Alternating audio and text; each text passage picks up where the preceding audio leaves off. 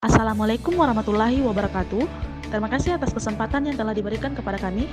Kami kelompok 2 akan memaparkan materi farmakokinetik yaitu metabolisme obat di hati. Untuk mengefisiensikan waktu, saya persilahkan kepada teman saya untuk memaparkan materi yang pertama yaitu definisi metabolisme. Dengan ini saya persilahkan. Saya Arya dengan NIM 19018-026 akan menjelaskan definisi metabolisme obat di hati. Metabolisme atau biotransformasi ialah reaksi perubahan zat kimia dengan jaringan biologi yang dikatalis oleh enzim menjadi metabolisme. Metabolisme obat sering juga disebut biotransformasi. Metabolisme obat terutama terjadi di hati, yakni membran endoplasmik retikulum atau mikrosom dan liposol. Pada umumnya hasil metabolisme memiliki efek farmakologi yang lebih rendah dari pada obatnya. Walaupun beberapa senyawa tidak aktif dari obat sebelumnya diminum, bila dikonversi di dalam hati dapat menjadi senyawa yang dapat menutup aktif. Hal ini dibutuhkan dalam sistem metabolisme obat oleh hati. Assalamualaikum, saya Cepat Tabang dengan NIM 1501267 akan menjelaskan mengenai tujuan metabolisme. Tujuan metabolisme yang pertama, menyediakan energi bagi fungsi tubuh dan penyelenggaraan. Yang kedua, memecah senyawa yang tercemar, misalnya katabolisme, di mana proses katabolisme ini memecah molekul-molekul besar dan kompleks menjadi senyawa yang lebih sederhana yang kebanyakan diubah menjadi energi. Dan biosintetis, molekul yang lebih kompleks, misalnya anabolisme. Di mana proses ini kebalikan dari katabolisme, di mana molekul-molekul kecil dibangun menjadi molekul yang lebih besar, biasanya membutuhkan energi. Yang ketiga, mengubah senyawa asing obat yang non-polar atau larut lemah menjadi lebih polar, larut air, dan ionisasi, sehingga lebih mudah diekspresi.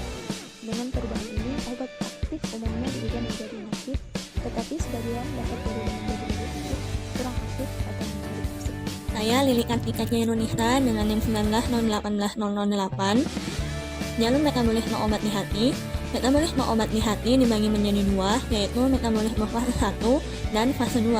Metabolisme fase 1 atau reaksi fungsionalisasi, di mana polaritas obat dinaikkan akibat dari oksidasi atau hidroksilasi yang dikatalisis oleh kelompok sitokrom P450 oksidase mikrosomal. Kemudian metabolisme fase 2 atau reaksi konjugasi. Pada reaksi fase 2, proses yang terpenting adalah glukuronidasi melalui enzim UDP, glukuronil transferase atau UGT, yang terutama terjadi dalam mikrosom hepar, tetapi juga di jaringan ekstrahepatik atau usus halus, ginjal, paru, dan kulit. Saya Hesti Rutrumbarar, NIM 1918007. Metabolisme fase 1, di mana tujuan dari metabolisme ini yaitu untuk mengubah obat yang bersifat hidrofil menjadi obat yang larut dalam air. Dalam metabolisme ini yaitu terdapat beberapa proses, yaitu oksidasi, reduksi, dan hidrolisis. Yang pertama yaitu reaksi oksidasi. Reaksi oksidasi merupakan mekanisme perubahan obat baik secara kualitatif maupun kuantitatif. Proses utama dalam reaksi metabolisme fase 1 yang terpenting adalah oksidasi yang dikatalisis oleh enzim sitokrom P450 atau CYP. Ada 50 jenis enzim CYP yang terdapat pada manusia, tetapi hanya beberapa yang penting dalam memetabolisme obat. Contohnya yaitu CYP3A4, di mana CYP3A4 ini merupakan enzim sitokrom P450 yang banyak terdapat di hepar dan di usus. Oleh karena itu, enzim ini merupakan enzim yang penting dalam memetabolisme dan eliminasi lintas pertama berbagai obat. Sistem sitokrom P450 terlibat dalam metabolisme obat, yaitu oksidasi yang membutuhkan oksigen, NADPH, dan flavoprotein. Efek dari reaksi ini adalah penambahan molekul oksigen terhadap obat untuk membentuk gugus hidroksil. Mengapa disebut CYP450? Karena enzim ini memiliki panjang gelombang maksimum 450 nanometer jika dibaca di spektrofotometer. Baik, saya atas nama Nur Hayati, NIM 19018-011 akan melanjutkan presentasi metabolisme reaksi fase 1. Seperti yang diketahui, reaksi fase 1 mengubah obat menjadi lebih polar dan mudah diekskresi, dengan akibat menjadi inaktif, lebih aktif atau kurang aktif. Di mana proses utama yang terpenting adalah oksidasi yang dikatalisis oleh enzim sitokrom P450 atau yaitu monooksigenase dalam retikulum endoplasma atau mikrosom hepar. Reaksi fase 1 biasanya merubah obat induk menjadi metabolit yang lebih polar dengan memperkenalkan atau memunculkan suatu gugus fungsional berupa hidroksil, amino, dan tiol. Jika sudah cukup polar, metabolit fase 1 mudah diskresikan. Namun, banyak produk fase 1 tidak dieliminasi dengan cepat dan mengalami reaksi berikutnya dengan suatu substrat endogen seperti asam glukuronat, asam sulfur, asam asetat, atau asam amino. Berikatan dengan gugus fungsional yang baru untuk membentuk konjugat yang sangat polar. Di antara ketiga bagian reaksi metabolisme fase 1, salah satunya yaitu reaksi reduksi. Reduksi adalah reaksi yang mengalami penurunan bilangan oksidasi dan kenaikan elektron. Dapat dikatakan bahwa reduksi adalah reaksi di mana suatu zat kehilangan oksigen. Reaksi reduksi. Perubahan struktur yang umum terjadi pada reaksi reduksi molekul organik di mana menjadi hilangnya oksigen dan masuknya hidrogen. Senyawa-senyawa yang mengalami reduksi oleh mikrosoma H+ diantaranya senyawa-senyawa azo, senyawa nitro, epoksida, senyawa rantai heterosiklik, dan hidrokarbon yang halogenasi. Salah satu contoh reduksi obat yaitu kloral hidrat direduksi menjadi trikloretanol, atau asam askorbat yang direduksi menjadi dihidroaskorbat. Contoh lainnya yaitu reaksi defluorinasi reduktif dari halotang, reaksi senyawa siklik heterosiklik dengan terjadinya pemecahan rantai oksadiasol. Terima kasih atas kesempatan. Baiklah, saya Sri Wulan Mokoginta dengan NIM 190181024 akan menjelaskan mekanisme fase 1 bagian C, yaitu hidrolisis. Ester dan amida dihidrolisis oleh enzim yang sama menurut pengetahuan. Sesungguhnya, ester lebih cepat dihidrolisis daripada amida. Enzim ini terdapat baik intrasel maupun juga ekstrasel, terikat pada mikrosom, dan dalam bentuk terlarut. Untuk metabolisme bahan asing, terutama penting sekali pseudokolin esterase dan yang disebut aliesterase, di mana akan menguraikan terutama ester alifatik dan amida, serta aryl esterase yang memiliki afinitas tinggi terhadap ester dan amida aromatik. Baiklah, saya Rohana dengan NIM 190181025 akan menjelaskan terkait metabolisme fase kedua. Reaksi metabolisme obat fase kedua disebut juga fase sintetik atau reaksi konjugasi. Reaksi konjugasi yang dilakukan oleh enzim transferase memerlukan baik komponen endogen maupun eksogen, di mana metabolisme obat fase kedua adalah konjugasi asam glukuronat, metilasi, konjugasi sulfat, dan asetilasi. Di sini saya akan menjelaskan metabolisme obat fase kedua yaitu konjugasi asam glukuronat dan metilase. Yang pertama, konjugasi asam glukuronat. Hampir semua obat mengalami konjugasi ini karena sejumlah besar gugus fungsional obat dapat berkombinasi secara enzimatik dengan asam glukuronat dan tersedianya D-asam glukuronat dalam jumlah yang cukup pada tubuh. Koenzim antara UDPGA atau urindin diphosphoglucuronic acid bereaksi dengan obat dengan bantuan enzim UDP, glucuronase transferase atau UGT, untuk memindahkan glucuronida ke atom O pada alkohol, fenol atau asam karboksilat atau atom S pada senyawa tiol, atau atom N pada senyawa-senyawa amina dan sulfonamida.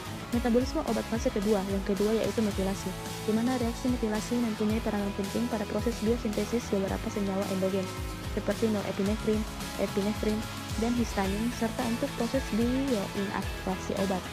Enzim yang terlibat pada reaksi metilasi adalah S-adenofil methionine atau SAM. Reaksi ini dikatalis oleh enzim metiltransferase yang terdapat dalam sitoplasma dan mikrosom. Selanjutnya akan dibahas oleh teman saya. Selanjutnya, saya Dewalandita dengan NIM 190181030 akan menjelaskan metabolisme fase 2 tentang konjugasi sulfat. Konjugasi sulfat terutama terjadi pada senyawa yang mengandung gugus fenol dan kadang-kadang juga terjadi pada senyawa alkohol, amin aromatik, dan senyawa N-hidroksi. Konjugasi sulfat pada umumnya untuk meningkatkan kelarutan senyawa dalam air dan membuat senyawa menjadi tidak toksik. Konjugasi dengan sulfat lebih sedikit terjadi dibanding konjugasi dengan glukuronat. Hal ini disebabkan karena keterbatasan jumlah sulfat inorganik dalam mamalia dan jumlah gugus fungsional fenol, alkohol, aryl amin, dan N-hidroksi yang mengalami reaksi konjugasi dengan sulfat lebih sedikit. Ada 7 enzim sebagai katalis dalam reaksi konjugasi sulfat. Sulfat inorganik diaktifkan oleh ATP sulforilase atau sulfat aminotransferase yang mengkatalisis reaksi dengan ATP untuk menghasilkan adenosin 5-fosfosulfat atau APS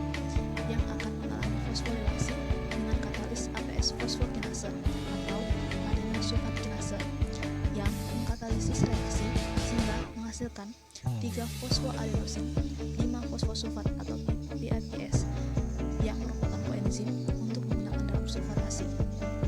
Molekul akseptor atau RXH mengalami reaksi sulfatasi dengan dikatalisis oleh sulfotransferase menjadi konjugat sulfat dan melepaskan 3 fosfoadenosin 5 fosfat atau TAP. Konjugasi dengan sulfat memainkan peran penting pada efek toksisitas dan karsinogenitas senyawa N-hidroksil arylamida. Senyawa N-hidroksil arylamida cukup elektrofilik dan dapat bereaksi dengan protein dan DNA atau nukleofil. Senyawa N-hidroksil sulfatase merupakan senyawa yang memiliki elektrofilis eksternal atau spesies nukleolide. Sebagai contoh, suku konjugasi senyawa N-hidroksilase yang merupakan metabolit analgetik ansetil menghasilkan suatu metabolit reaktif yang bertanggung jawab terhadap hepatotoksisitas dan nefrotoksisitas dari pensetil. Selanjutnya, asetilase. Asetilase merupakan jalur metabolisme obat yang mengandung gugus amin primer, sulfonamida, hidrasid, dan amina alifatik primer. Fungsi utama asetilase adalah membuat senyawa inaktif dan untuk detoksifikasi. Perkenalkan, nama saya Nurlinda dengan NIM 190180001. Faktor-faktor yang mempengaruhi metabolisme obat. Pertama, intrinsik obat. Faktor intrinsik obat yang dimaksud yaitu kelarutannya dalam lipid, ikatan protein plasma, dosis yang digunakan, dan cara pemberian. 2. Fisiologi organisme. Faktor fisiologi ini meliputi jenis makhluk hidup, galur atau ras, jenis kelamin, umur, dan kondisi kehamilan. 3. Farmakologi. Faktor ini meliputi induksi dan inhibisi enzim metabolisme. Beberapa obat yang dapat menginduksi senyawa lain, misalnya fenobarbital, progesteron, dan tolbutamide. Contoh lain obat dari induksi enzim yaitu fenobarbital dan karbamazepin. Contoh dari inhibisi enzim adalah erythromycin yang dimana dapat menghambat sitokrom P450 sehingga meningkatkan aktivitas teofilin, warfarin, karbamazepin, dan digoxin. Baik, saya Irma Berniam Sihotang dengan NIM 1918028 akan melanjutkan penjelasan tentang faktor-faktor yang mempengaruhi metabolisme suatu obat seperti kondisi patologi, susunan makanan, dan lingkungan. Kondisi patologi. Kondisi patologi meliputi jenis dan tingkat penyakit dapat mempengaruhi metabolisme suatu obat. Penyakit-penyakit akut atau kronis yang mempengaruhi fungsi hati akan mempengaruhi juga metabolisme suatu obat. Beberapa penyakit tertentu dapat mengurangi metabolisme obat, antara lain penyakit hepar seperti sirosis atau hepatitis akut karena virus dapat merusak enzim metabolik di hati, terutama mikrosomal oksidase. Penyakit jantung juga dilaporkan menghambat metabolisme suatu obat. Hal ini disebabkan karena aliran darah ke hati terganggu, sehingga untuk obat-obat yang aliran darah merupakan tahap penentu, metabolismenya juga akan terhambat. Selanjutnya, susunan makanan. Unsur-unsur makanan meliputi protein, lemak, karbohidrat, vitamin, dan alkohol dapat mempengaruhi metabolisme suatu obat. Yang selanjutnya, lingkungan. Faktor lingkungan meliputi produk petroleum, logam berat, dan insektisida yang berasal dari cemaran lingkungan dapat mempengaruhi metabolisme suatu obat. Selain itu, rokok dan keadaan stres juga dapat mempengaruhi metabolisme suatu obat. Baiklah, itulah pemaparan dari kelompok kami. Kurang lebihnya mohon dimaafkan. Wabillahi taufiq wal hidayah. Wassalamualaikum warahmatullahi wabarakatuh.